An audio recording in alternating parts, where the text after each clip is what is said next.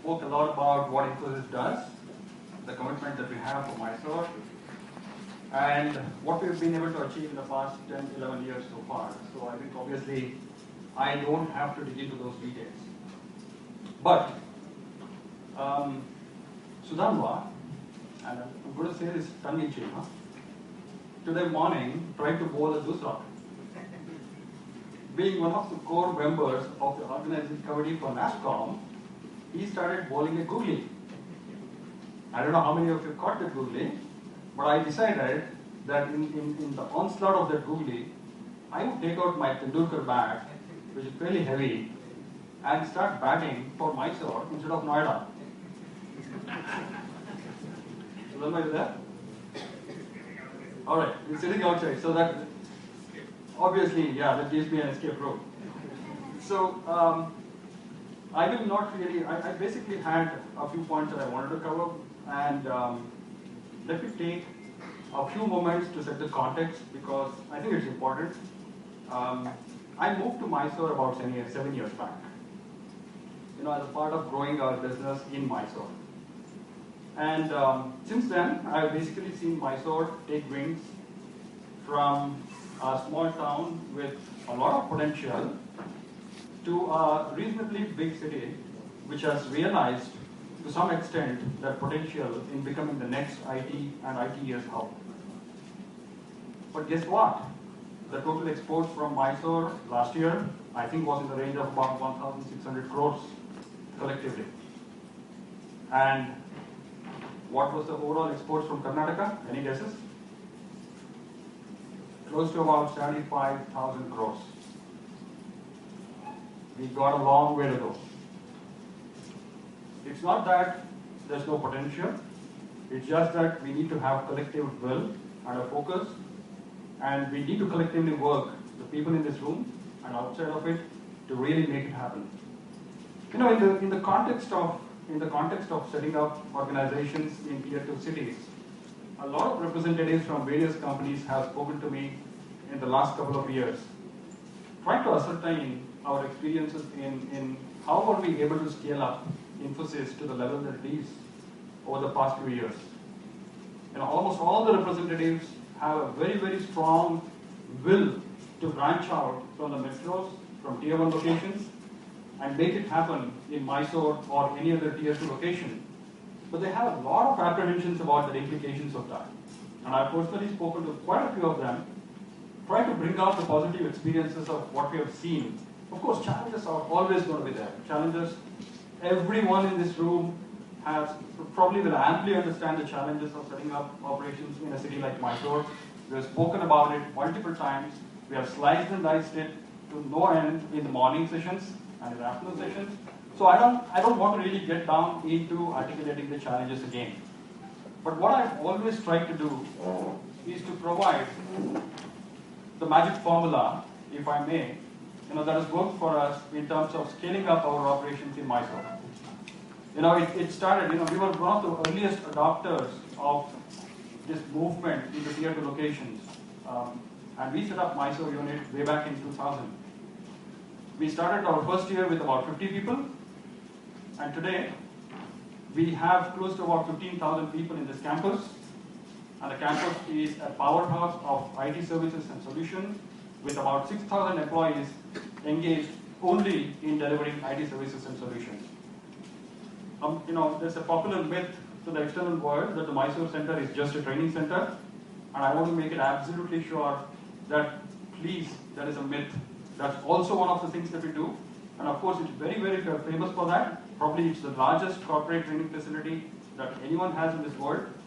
But that's an extremely robust and active development center that we have, which caters to verticals across telecom, banking, retail, insurance, manufacturing, and a host of others, engineering services. So it's an extremely thriving IT services and solutions development centers that we have. Now, let me give you some sense for what has really worked well for us, because I think that is going to be probably a good takeaway for some of you who are thinking about what does it take for you to be successful if you branch out to a tier 2 location, or what are the implications and what are the success factors if if I move to a location like Mysore. See, when I look back on the success of the Mysore Center, I cannot help but wonder about the miracle that we have created out here. Obviously, like I said, there are challenges. Some of those challenges are solvable even today. But there have been some fundamental success factors that have worked extremely well for us. And I'll give you some of them, maybe about 4 or 5 of them, which are going to be absolutely crucial that you need to carry at the back of your mind when you take your decisions to branch out into Mysore and set up your operations out here. The first and the most powerful factor that has really worked for us is employee satisfaction. Let me share with you a data point. Out of all the large centers that we have in the big world of Infosys, the Mysore Center has continuously topped employee satisfaction surveys for very many years so far. Surprising? Absolutely not. Absolutely not. Because a lot of people spoke about it. Jitendra spoke about it. There are so many factors of, which are conducive to working out of Mysore. Quality of life, access to wonderful education and healthcare, and the getaway places that he spoke about, the weekend getaway places that he spoke about. So many positives that work for us that on an average, people who are working in the Mysore Center seem to be happier than the others. Let me make it a bit more personal. When I moved to Mysore about 7 years back, I came here on a 2-year deputation with a mission to grow Mysore, the telecom business unit out here in Mysore, head back to Bangalore, which is my native place, after a couple of years. Guess what? After the first year, I pretty much made up my mind that this is where I'm going to be for the rest of my life. It's been 7 years since then, and so far, I've not even had a single thought of moving back to Bangalore, and that is the pull of Mysore. And I can show you, I can point and show you a number of other people in this room, in this very room, who have made such choices and decisions. And not just people who are from Karnataka, not just people who are from Bangalore, but people from other parts of India as well. This gentleman was willing to raise his hand up. The second point, a very strong point of that. Given the scourge that we have in the IT industry of employee retention, Mysore tops the list again, which is obviously a direct fallout from the first point. If I take a look at the retention of employees across multiple centers that we have in Infosys, Mysore Center will easily be one of the topmost in terms of our retaining ability of employees. And obviously, this results in a lower cost of operation and client stickiness, which is absolutely vital. And of course, there's still the lure of the metros. The lure of Bangalore looms quite large, especially with the younger population, and you can't do anything about it. Every Friday evening, at least about 10 Volvo buses line up in our campuses to ferry all the youngsters to Bangalore for their weekend sojourn. But they come back Monday morning refreshed, doing whatever they want to do in the metros.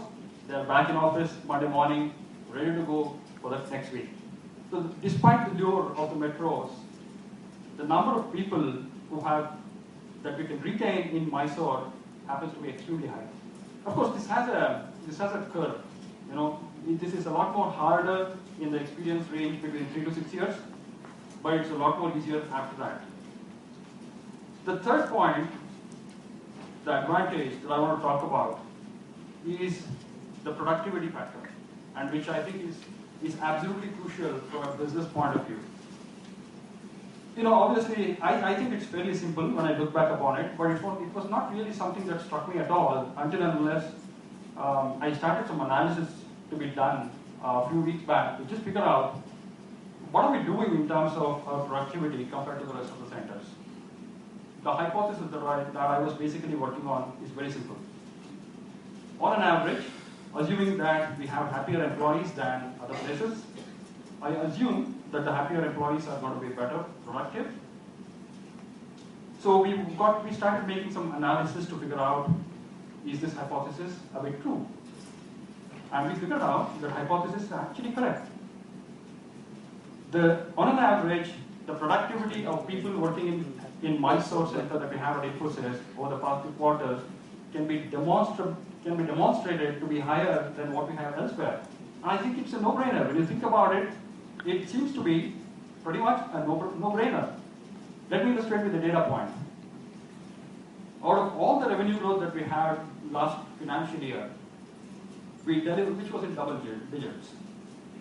All the revenue growth that we had in the past financial year came from a headcount addition of just 5%. In an industry that has an extremely linear dimension to your revenue growth, to the headcount growth, delivering a double-digit revenue growth with just an addition of about 5% in headcount is an enormous differentiator, which basically means that we are doing more with less. And it's an absolute killer of advantage for any organization for that matter. The fourth parameter and the fourth advantage that I think Mysore has is the client stickiness and the satisfaction. And again, it logically follows from better productivity, better employee satisfaction, and better retention. When I did an analysis, when we got an analysis done on what was our average employee feedback that we had for all the projects executed in Mysore versus other places, for the last 2 quarters, it's again clearly showing up that we have a better feedback compared to many of the other comparable centers. The project? Absolutely not. It seems to be a very simple hypothesis flowing through one after the other. And if we keep at this, I think it's going to be all but natural for us to expect clients to demand at some point in time in future that their services are going to be delivered from Mysore. So such is the powerful message that I personally found in my stint with Infosys. Of course, there's a big concern about the availability of talent pools, which continues to be a challenge because, like I said, converting people to move to Mysore, especially when the spouses are working, is a bit of an issue because the given ecosystem that we have in Mysore, you don't really find too many alternatives for both the partners to be working. So there are some certain parameters and certain issues that still needs to be handled. But I think on an average, we have been pretty successful in creating the talent pools and the supply models or the supply chains that it takes for us to very successfully set up and scale up the operations, as is evidenced by the fact that over the past 10 years, we have tremendously grown from about 50 odd people to close to about 6,000 people in the centers that we have in Mysore today. I think, let me conclude with this. I strongly believe that if we focus right, if the government focuses right, and if the organizations take that extra step forward, like Mr. Murthy said in the morning, he took a bold decision in a jiffy to go and set up operations in Mysore. And the rest, I can say, is history. So if we start making some of those decisions happen, and with adequate focus, and with adequate passion and enthusiasm from people in this room, I think we can certainly make the success of Infosys reflect in the rest of the organizations here at Mysore. Thank you very much.